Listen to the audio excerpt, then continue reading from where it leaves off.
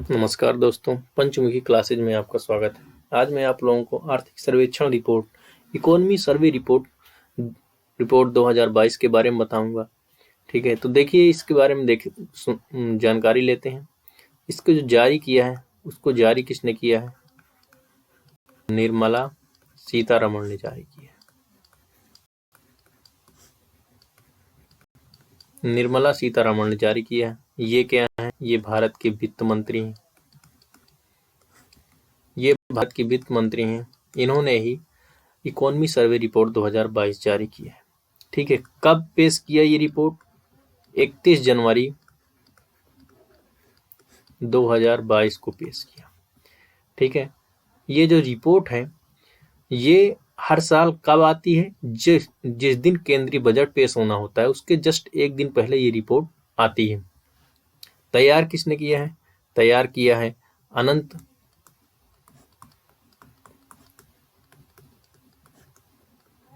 नागेश्वरन ने इस रिपोर्ट को तैयार किया है। अनंत नागेश्वरन ने इस रिपोर्ट को तैयार किया है। ये क्या है? भारत के मुख्य आर्थिक सलाहकार, चीफ इकोनॉमी एडवाइजर। भारत के मुख्य आर्थिक सलाहकार कौन है? अनंत नागेश्वरन। ये अभी हाल ही में नियुक्त हुए। इनके पहले कौन थे? इनके पहले थे कृष्णमूर्ति सुब्रमण्यम। मुख्य आर्थिक सलाहकार इनके पहले कौन थे? कृष्णमूर्ति सुब्रमण्यम। वर्तमान में कौन है? अनंत नागेश्वरम वर्तमान में मुख्य आर्थिक सलाहकार है। अब देखिए इसकी थीम क्या है? थीम क्या है? आर्थिक सर्वेक्षण रिपोर्ट 2022 की जो थीम है, थीम क्या है? त्वरित दृष्टिकोण। थीम का क्या नाम है? त्वरित दृष्टिकोण इनकी थीम है। अर्थात आर्थिक सर्वेक्षण 2022 की जो रिपोर्ट है उसकी थीम क्या है? त्वरित दृष्टिकोण इसकी थीम है। इसका मतलब क्या होता है? इसका मतलब ये होता है कि तुरंत निर्णय लेना और उस निर्णय को तुरंत उस पर कार्य करना। ये कब से जारी होना शुरू हुई है? ये शुरू हुई है 1950-51 से ये रिपोर्ट हर साल आती है। लेकिन 1950-51 में ये 1950-51 से 1964 तक ये जो है केंद्रीय बजट के साथ पेश होती थी। इसके साथ केंद्रीय बजट जिस दिन पेश होता था उसी के साथ पेश होती थी। लेकिन 1964 के बाद जो है ये केंद्रीय बजट के एक दिन पहले पेश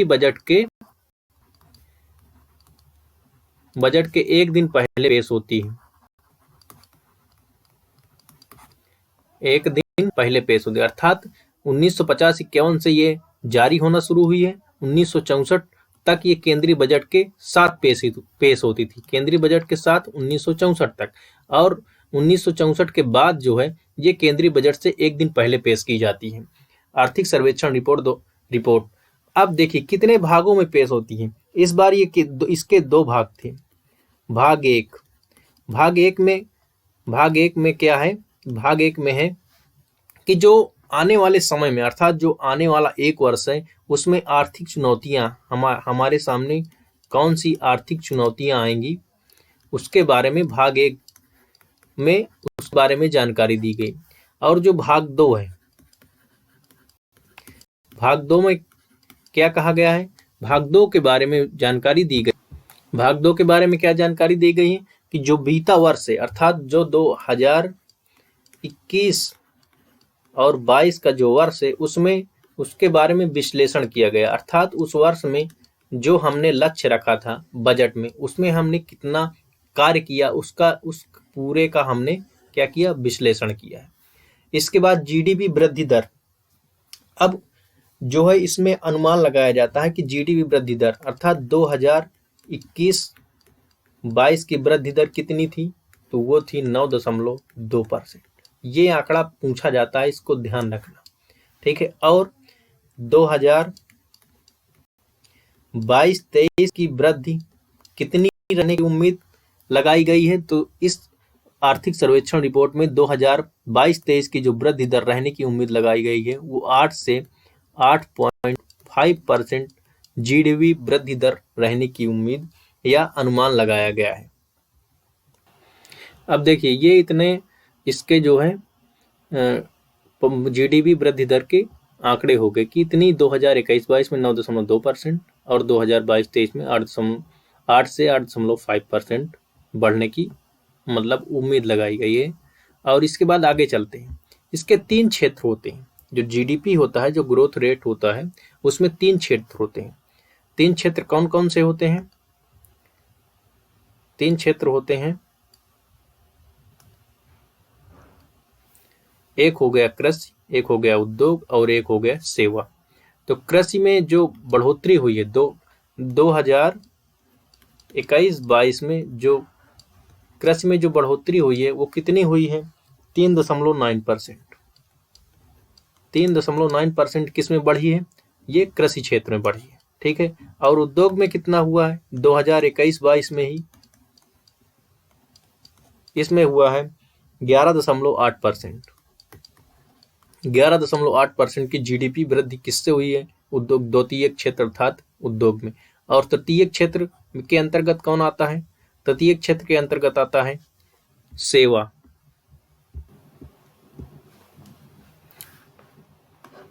तो सेवा तृतीय क्षेत्र के अंतर्गत आता है सेवा। सेवा में कितने परसेंट की बढ़ोतरी हुई है? तो इसमें हुई है 8.2% की बढ़ोतरी हुई है। ये भी 2021-22 में ही हुई है। जो 2021-22 था, जो 2021-22 का वित्त वर्ष था, उसमें 8.2% सेवा में, ठीक है, उद्योग में 11.8% और कृषि के क्षेत्र में 3.9%। भारत में जो लोग हैं, कृषि करने वाले लोग सबसे ज्यादा हैं। भारत में कृषि करने वाले लोग जो है वो सबसे ज्यादा हैं। कृषि करने वाले लोग सबसे ज्यादा हैं, लेकिन जीडीपी में सबसे कम इसकी जो है भागीदारी होती है। जीडीपी की जो भागीदारी होती है उस किसकी सबसे कम होती है? वो होती है कृषि की। कृषि की सबसे कम भागीदारी होती है।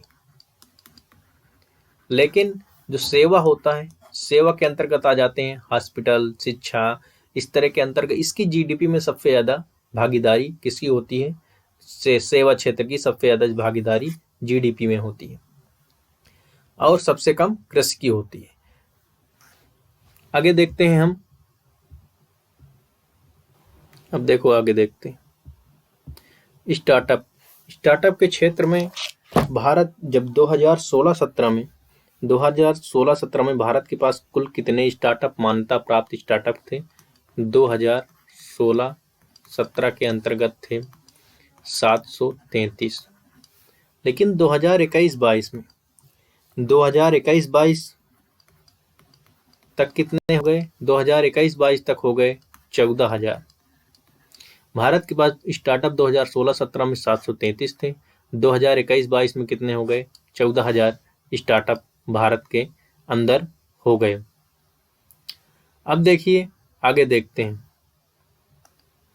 यूनिकॉर्न। यूनिकॉर्न की संख्या इस समय भारत में कितनी है? 83। 83 भारत में यूनिकॉर्न। यूनिकॉर्न का मतलब क्या होता है? यूनिकॉर्न का मतलब होता है बड़ा स्टार्टअप। बड़ा स्टार्टअप यूनिकॉर्न का मतलब होता है। तो भारत में कुल कितने हैं? 33 यूनिकॉर्न है। ठीक है। लेकिन इस 33 में से 2021 में कितने स्थापित किए गए? 44 2021 में केवल यूनिकॉर्न स्थापित किए गए। कृषि उत्पादों का निर्यात, कृषि उत्पाद के संबंधित जो निर्यात है उसमें 2020 की तुलना में 2021 में कितने परसेंट की बढ़ोतरी हुई? 2020 की तुलना में 2021 में कितने परसेंट की बढ़ोतरी हुई? तो उसमें बढ़ोतरी हो गई 23.2% की बढ़ोतरी हो गई। 23.2% की बढ़ोतरी हो गई 2020 की तुलना में 2021 में कृषि उत्पादों का जो निर्यात था। और जो भारत की जीडीपी का लक्ष्य 2024 से 2025 वाले वित्त वर्ष में भारत ने जीडीपी का लक्ष्य कितना रखा है? $5 ट्रिलियन रखा है। कितना? 5 ट्रिलियन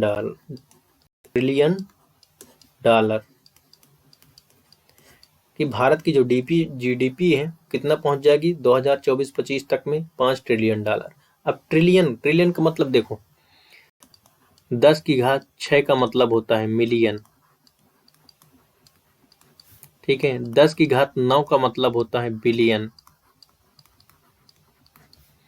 और 10⁻12 का मतलब क्या होता है, ट्रिलियन। 10⁻12 का मतलब क्या होता है, ट्रिलियन होता है, ठीक। इसके बाद आगे देखते हैं, इस रिपोर्ट के द्वारा भारत के सामने चुनौतियां कौन कौन सी आ सकती हैं।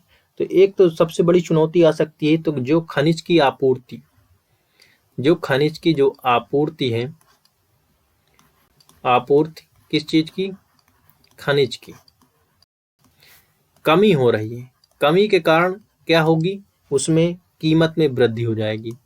अगर खनिजों की आपूर्ति में कमी हो जाएगी तो उसकी कीमत में क्या हो जाएगी, वृद्धि होगी। एक चुनौती ये हो गई। दूसरी चुनौती क्या है, मुद्रास्फीति। मुद्रास्फीति बढ़ती रहती है हमेशा, अर्थात मुद्रास्फीति का मतलब होता है महंगाई। लगातार महंगाई के बढ़ना, ये एक इस जो आर्थिक रिपोर्ट है इसमें एक बहुत बड़ी चुनौती है कि मुद्रास्फीति अर्थात महंगाई लगातार बढ़ रही है। और जो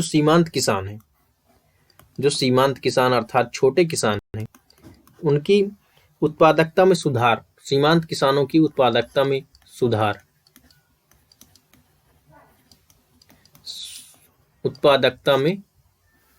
सुधार, सीमांत किसानों की जो उत्पादकता है उनमें सुधार के लिए भी ये एक बहुत बड़ी चुनौती है।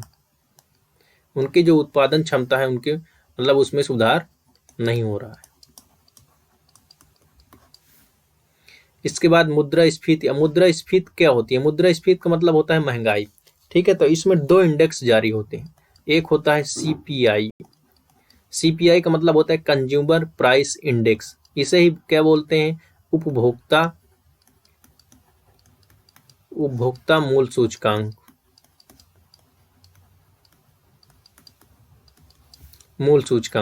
ठीक है। इसमें बढ़ोतरी कितनी हुई है, 2021-22 में कितने परसेंट था ये 2021-22 में हो गया 5.2%, ठीक है। अर्थात और 2000 इसके पहले 2020-2021 में कितना था, 6.6%।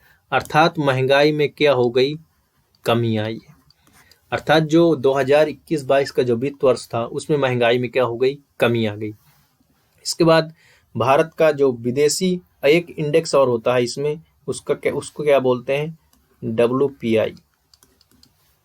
इसका जो है एक इंडेक्स और होता है, उसको क्या बोलते हैं, WPI का मतलब होल प्राइस इंडेक्स, अर्थात थोक मूल्य सूचकांक। क्या होता है, थोक मूल्य सूचकांक। थोक मूल्य सूचकांक इसमें कितने परसेंट रहा, 2020-21 का कितना परसेंट था, 12.5%।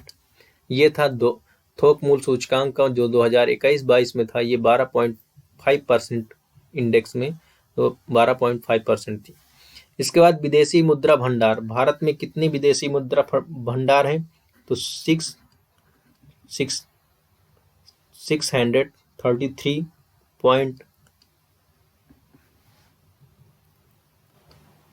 कितना है, 633.6 बिलियन डॉलर, 633.6 बिलियन डॉलर, इतनी जो है भारत की मुद्रा भंडार है। मार्च, ये कब तक के लिए, मार्च 2022 का जो डाटा है तब तक के लिए कितना था, 633.6 बिलियन डॉलर विदेशी मुद्रा भंडार है। अब देखिए ये हो गई आर्थिक सर्वेक्षण रिपोर्ट, जो कि अपने एग्जाम के लिए ये बहुत महत्वपूर्ण है। इसमें जो डाटा है वो पूछा जाता है, ठीक है। अब देखिए एक बार थोड़ा सा रिवाइज करके चलते हैं कितना हमने पढ़ा। इकोनॉमी सर्वे रिपोर्ट कौन जारी करता है? तो ये जारी करता है निर्मला सीतारमण ने जारी किया है। ये हम भारत की वित्त मंत्री हैं, 31 जनवरी 2022 को जारी की है। ठीक है, तैयार किसने किया है? अनंत नागेश्वरन ने तैयार किया है। ये भारत के क्या है? चीफ इकोनॉमी एडवाइजर हैं, अर्थात मुख्य आर्थिक सलाहकार कौन है? अनंत नागेश्वरम। इसके बाद आगे चलते हैं, तो आगे देखते हैं इसकी थीम क्या है। इसकी थीम है त्वरित दृष्टिकोण, इसकी थीम है, जो कि बहुत इंपॉर्टेंट है एग्जाम के लिए। ठीक है, और कब से ये शुरू हुआ है? ये जो रिपोर्ट आनी कब से शुरू हुई? ये रिपोर्ट आनी 1950 से 1951 वित्त वर्ष से शुरू हुआ है। 1964 तक ये केंद्रीय बजट के साथ आती थी, लेकिन 1964 के बाद ये केंद्रीय बजट से एक दिन पहले आती है। इसके बाद कितने भागों में ये आई है? इस बार कितने भागों में आई है? तो पहला भाग था आर्थिक चुनौती, 2 भागों में आई है आर्थिक चुनौती, और सेकंड भाग में आए 2021-22 अर्थात जो पिछला वर्ष है उसमें किए गए कार्य का विश्लेषण किया गया है। इसके बाद जीडीपी वृद्धि दर कितनी है इसकी जीडीपी की? तो इसकी जो 2021-22 की है वो कितनी है? 9.2%। कितनी है? 9.2%। और 2022-23 में कितने रहने का अनुमान किया गया है? तो ये रहने का अनुमान किया गया है 8 से 8.5% जीडीपी रहने का अनुमान किया गया है।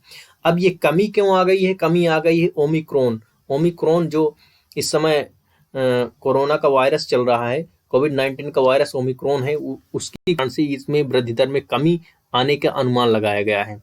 इसके बाद नेक्स्ट चलते हैं, इसके 3 क्षेत्र होते हैं। पहला है प्राथमिक क्षेत्र, दूसरा है द्वितीयक, तीसरा है तृतीयक। प्राथमिक क्षेत्र के अंतर्गत आता है कृषि, और द्वितीय क्षेत्र के अंतर्गत आता है उद्योग, तीसरे के अंतर्गत आता है सेवा। कृषि में कितनी बढ़ोतरी हुई है? कृषि में हुई है 3.9%, और उद्योग में 11.8%, और सेवा क्षेत्र में 8.2%। भारत के जीडीपी में सबसे ज्यादा भागीदारी किसकी होती है? तो सबसे ज्यादा भागीदारी होती है सेवा क्षेत्र की। सबसे ज्यादा भागीदारी किसकी होती है? सेवा क्षेत्र की सबसे ज्यादा होती है। और सबसे कम किसकी होती है? सबसे कम होती है कृषि की भागीदारी, सबसे कम होती है। लेकिन सबसे ज्यादा लोग कृषि मतलब कौन सा उद्योग करते हैं? कृषि से संबंधित सबसे ज्यादा लोग हैं। इसके बाद नेक्स्ट चलते हैं, स्टार्टअप। भारत में स्टार्टअप कितने हैं? भारत में स्टार्टअप हैं 733 स्टार्टअप हैं। ठीक है, और मतलब 2016-17 के अंतर्गत। अब इस समय भारत में 2021-22 में कितने स्टार्टअप हो गए? 14,000 स्टार्टअप हो गए। ठीक है, यूनिकॉर्न की संख्या कितनी है? 33 है। ठीक है ना। 2021 में केवल कितने यूनिकॉर्न लगे हैं? 44। यूनिकॉर्न का मतलब क्या होता है? बड़ा स्टार्टअप। कृषि उत्पादों का निर्यात, कितने कृषि उत्पादों का निर्यात इस बार 2020 की तुलना में 2021 में कितने % की बढ़ोतरी हुई है?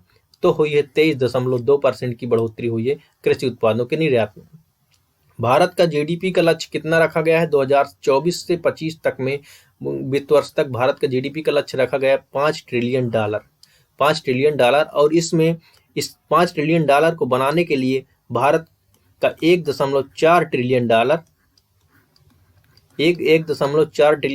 का स्टार्टअप भारत को लगाना पड़ेगा। कितने का? $1.4 ट्रिलियन का स्टार्टअप लगाना पड़ेगा। अब देखिए, ट्रिलियन का मतलब बिलियन का मिलियन का मतलब होता है 10⁻6, बिलियन का मतलब होता है 10⁻9, और ट्रिलियन का मतलब होता है 10⁻12। इसके बाद नेक्स्ट देखते हैं,